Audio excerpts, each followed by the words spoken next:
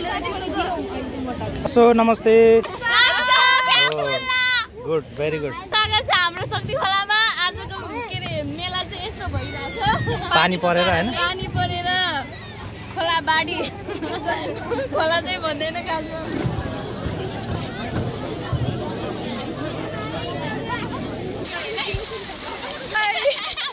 ल स्वागत छ सबैजनालाई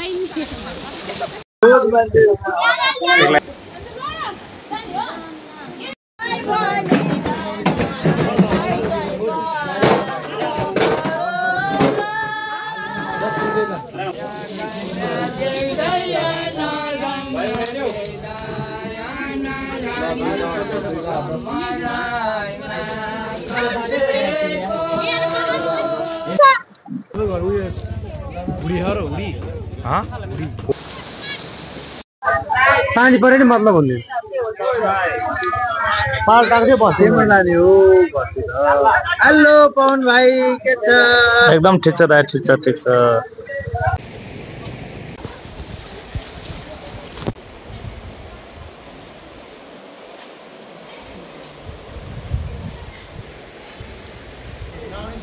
आउने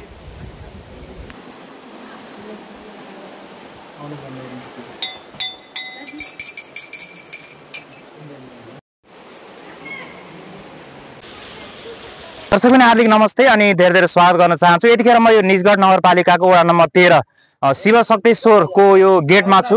तपाईले देख्न सक्नुहुन्छ र आज विशेष गरी यो फ्याफुल्ला युवा क्लबद्वारा र यहाँका यो समितिद्वारा चाहिँ आज जुन हरिबोधन एकादशी को मेला भव्य र सभ्य रूपमा लाग्ने भन्ने एकदमै तीव्र तयारी थियो। तर प्रतिकूल मौसमका कारण आज भने जस्तो सोचे जस्तो मेला लाग्न नसकेको अवस्था छ र विभिन्न ठाउँहरूबाट मलाई कल मेसेज आइरहेको छ त्यहाँको अवस्था के छ भन्ने बारेमा र त्यही कारणले पनि आज म तपाईहरु माझमा एउटा भिडियो छायाङ्कन गर्न गइरहेको छु। आउनुस् भिडियोलाई अन्तिम समय हेर्नु होला र यहाँका केही स्थानीय व्यक्तित्वहरुसँग र यसैगरी यहाँ यसै वडाका वडा अध्यक्षसँग कुराकानी पनि यहाँहरु माझ हामी राख्ने जमर्को गरिरहेका छौं। आशा छ यो भिडियोले तपाईलाई केही न केही सन्देश प्रदान गर्नेछ र यसपालिको यो हरिबोधनी एकादशी जे जस्तो भए तापनि आगामी अर्को वर्षको हरिबोधन एकादशी पक्कै रमाइलो हुनेछ र विगतको वर्षमा यहाँ एकदमै धेरै रमाइलो हुने गर्दथ्यो र विभिन्न आस्था धर्मप्रति आस्था राख्ने धर्ममा आबद्ध हाम्रो भक्तजन र भक्तालुजनहरू आउने क्रम पनि जारी नै रहेको छ र पूजाआजा गर्नको निमित्त पनि फाटाफुट्टा आइरहनु भएको छ र विशेष गरी यहाँ मेला पनि लाग्ने गर्दछ विभिन्न पसलहरू पनि लाग्ने गर्दथ्यो। तर यो पटकको हरिबोधन एकादशीको मेलामा भने यो प्रतिकूल मौसमले गर्दाखेरि सोचेको जस्तो अलिकति भएको छैन। मैले केही स्थलगत रिपोर्टिङ तपाईहरु माझमा राख्ने जमर्को गरिरहेको छु। आउनुस् भिडियोलाई अन्तिम समय हेर्नु होला र यसपालिको एक हरिबोधन एकादशी जे जस्तो भए तापनि यहाँहरुको अर्को वर्षको हरिबोधन एकादशीको मेला भने पक्कै रमाइलो हुने बाचाका साथ म अहिले भने छुटिन चाहन्छु। हस् त नमस्ते धन्यवाद। ओडाज्यू नमस्कार। नमस्कार। त्यही त यहाँहरुको एकदमै तीव्र तयारी थियो हैन। यसपालि चाहिँ अझ गत वर्ष भन्दा यसपालिको हरिबोधन एकादशीको मेलालाई चाहिँ सभ्य र भव्य बनाउने यहाँहरुको एकदमै प्लान पनि थियो हैन। त्यो अनुसारको तदारुकताका साथ यहाँहरु चल्नु पनि भएको थियो। तर प्रतिकूल मौसमको कारणले गर्दाखेरि सोचेको जस्तो भएन। यो अवस्थामा यहाँ चाहेर पनि आउन नसक्नु भएका भक्तालुजनहरुलाई हैन र हाम्रो आम सर्वसाधारण लगायत यो भिडियो हेर्ने आम दर्शक महानुभावलाई के भन्न चाहनुहुन्छ? अब एकदम यो पटक चाहिँ दुःखको कुरा भन्नुपर्छ हामीले हैन। अब यो गएको अरु गत सालहरु भन्दा यसपालि चाहिँ अझ बृहत गर्ने हामीले एउटा योजना हामीले बनाएको थियौं हैन। अलिकति स्टेज स्तरको प्रोग्राम पनि गर्ने हामीले सोच बनाएको थियौं। तर अलिकति यो मौसमको गडबडीको कारणले गर्दाखेरि हामीले ठ्याक्कै फेरि त्यो विषयमा चाहिँ स्योर हुन सकेन हैन। त्यो भयो। त्यो कारणले गर्दाखेरि अब जे हामीले सोचेर हामीले यसपालिको प्लानिङ बनाएको थियौं त्यो प्लानिङ चाहिँ सबै यो मौसमले यो पानीको कारणले गर्दा सबै चौपट भएको अवस्था छ। र सँगसँगै के हो भने धेरैजना साथीहरू जस्तै मसँग फेसबुकमा जोडिने टिकटकमा जोडिने जति पनि साथीहरू हुनुहुन्छ सबै साथीहरूको चाहिँ यसपालि शक्तिमा आउने हैन हरिबोधनीको दिन यो मेला चाहिँ तपाईको यो अहिले मात्रै होइन यो पूर्वकालदेखि नै हाम्रो तपाईको बाजे बराजुदेखि लिएर सबैजना चाहिँ पहिलेदेखि नै यो हरिबोधनीको दिन चाहिँ लाउनै पर्दैन कि अटोमेटिकली आफै हुने जात्रा हो यो। त्यो कारणले यसलाई चाहिँ अलिकति हामीले कम्तीमा यसलाई चाहिँ तपाईको सन्देशमूलक सँगसँगै यहाँ आउने बाहिरी पर्यटक र या भित्री पर्यटकहरूलाई पनि आकर्षण गराउने तरिकाले चाहिँ हामीले यसपालिको मेला राम्रो गर्न खोजेका थियौँ। तर पानीले चाहिँ हामीलाई यसपालि चाहिँ तपाईको समस्यामा पार्यो। र जसले इच्छा चाहना गर्नुभएको थियो यहाँ यो मेला अवलोकन गर्ने मतलब शक्तिश्वर मन्दिरको दर्शन गर्ने धर्ममा आउने फोटो खिच्ने टिकटक बनाउने जसले अपेक्षा गर्नुभएको थियो यसपालि त्यो हुन सकेन होइन। हामीले चाहेर पनि गर्न सकेन होइन, हुन सकेन भनौँ न, मौसमको कारणले गर्दा, पानीको कारणले गर्दा। अहिले पनि कालो निलो भइरहेछ। अहिले एउटा मैले सामी सञ्जालमा हेरेको थियो 19 गतेसम्म पानी छ भन्ने कुरा सुन्नेमा आएछ। अब जति पनि आम तपाईँको चाहिँ साथीहरू हुनुहुन्छ उहाँहरूलाई चाहिँ यो पटकलाई यस्तै भइहाल्यो। अर्को साल 2083 सालको हरिबोधन एकादशीको दिन चाहिँ उहाँहरूलाई एकदम भव्य र शब्द बृहत तरिकाले उहाँहरूलाई खुसी बनाउने चाहिँ हामीले प्लान सहित हामी अगाडि बढ्नेछौँ। उहाँहरूलाई चाहिँ अर्को सालको लागि चाहिँ निमन्त्रण दिन चाहन्छु। त्यही त यो प्रतिकूल मौसमको बावजुद पनि तैपनि आजको यो भिडलाई हेर्दा चाहिँ तैपनि धेरै मात्रामा आएको जस्तो चाहिँ मैले महसुस गरेको छु। उहाँहरूलाई चाहिँ के भन्न चाहनुहुन्छ? होइन, यहाँ तपाईँको सबैलाई थाहा छ यहाँ जात्रा लाग्छ भन्ने कुरो। जात्रा भन्दा पनि तपाईँको मान्छेको कति मान्छेको चाहिँ तपाईँको एकादशीको दिन यहाँ भागल गरे हुन्छ शक्तिश्वर मन्दिरमा। किन शक्तिश्वर मन्दिर आफैमा एउटा शक्तिशाली हुनुहुन्छ क्या। हामीले चाहेको इच्छाको कुरोहरू उहाँले दिनुहुन्छ भन्ने एउटा तपाईँको जनमानसमा चाहिँ एउटा विश्वास पनि छ होइन। त्यो कारणले गर्दाखेरि चाहिँ कति मान्छे दर्शनको हिसाबले पनि आउनुभयो, कति मान्छे चाहिँ हेर्छौँ न मेला हाम्रो कस्तो भइरहेछ, हुने कि नहुने रहेछ भन्ने विषय पनि उहाँहरू अवलोकन गरेर आउनु भएको छ। तर यतिको मान्छे चाहिँ छ है, आउने जाने गरेर सम्भवतः मलाई जस्तो लाग्छ 4-5 हजार मान्छेको चाहिँ आवत जावत भइसक्यो होला सायद। त्यही त मैले कतिपयजनालाई सोधे पनि तपाईँ कहाँदेखि आउनुभएको भनेर सोधिरहँदाखेरि आउट अफ बारा जिल्ला मकवानपुरदेखि पनि आउनु भएको रहेछ क्या यो दर्शन गर्नको निमित्त। रौतहट 12 त यसै भइ नै हाल्यो। जस्तै तपाईँको पर्सा भइहाल्यो होइन, मकवानपुर भइहाल्यो, रौतहट भयो, सर्लाही भइहाल्यो होइन। तपाईँको चाहिँ आउनु भएको छ उहाँहरू चाहिँ तपाईँको सकी नसकी पानीले भिजी भए पनि आउनु भएको छ। उहाँ आउनुहुने सम्पूर्ण यहाँको भक्तजन तपाईँको चाहिँ भक्तजनहरूलाई चाहिँ म वडा कार्यालयको तर्फबाट वडाध्यक्षको हैसियतले र व्यक्तिगत सूर्य घलानको तर्फबाट पनि उहाँलाई एकदम हृदयदेखि धन्यवाद दिन चाहन्छु। हस्, यहाँको अमूल्य समय र समाजको लागि धेरै धन्यवाद। हस्, धन्यवाद तपाईँलाई पनि। मलाई बोलाएर 2 शब्द राख्ने तपाईँले मौका दिनुभयो, तपाईँलाई पनि धेरै धन्यवाद। हस्, धन्यवाद।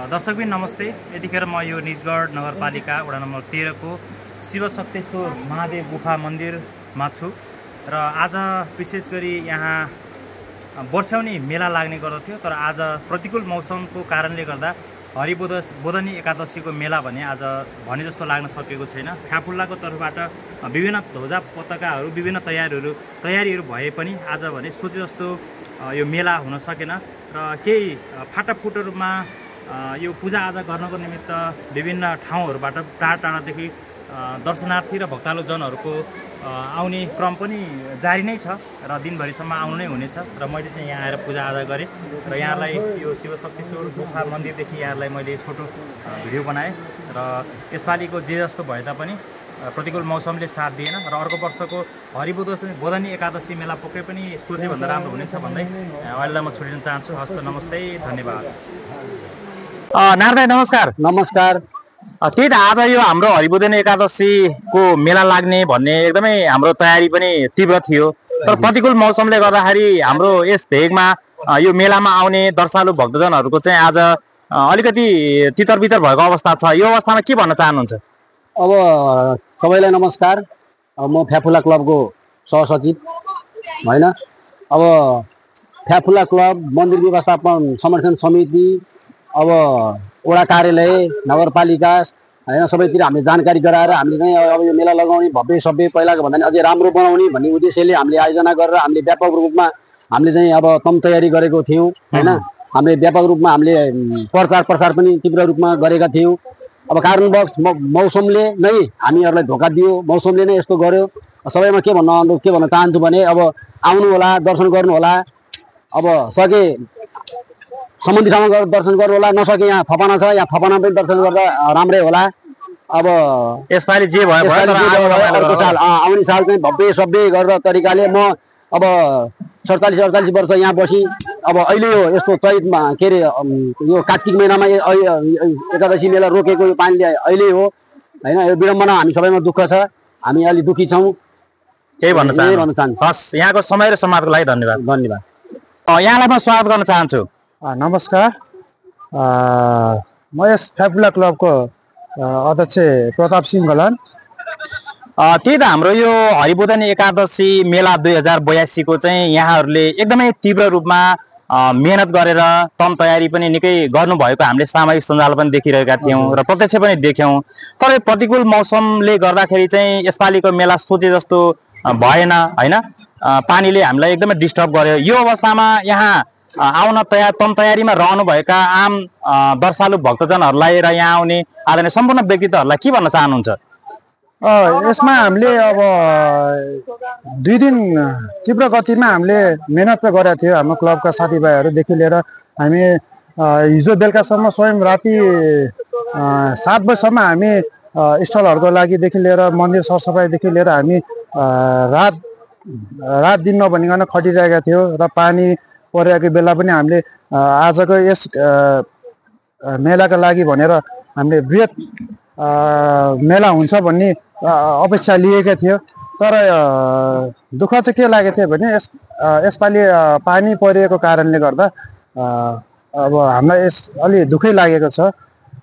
यसपालि अब वर्षाको कारणले गर्दा पनि अब हामीलाई दुःख दिए तापनि आगामी साल हामी योभन्दा नि भव्य तरिकाले हामी मनाउने छौँ। यसपालि जे भए पनि आगामी साल चाहिँ राम्रो गर्छु भन्ने एउटा आकांक्षा राख्नु भएको छ। हजुर हजुर। तर प्रतिकूल मौसमले गर्दाखेरि सोचेको जस्तो भएन। हजुर हजुर। हस्, यहाँको समय र समाजको लागि धन्यवाद। हस्, धन्यवाद।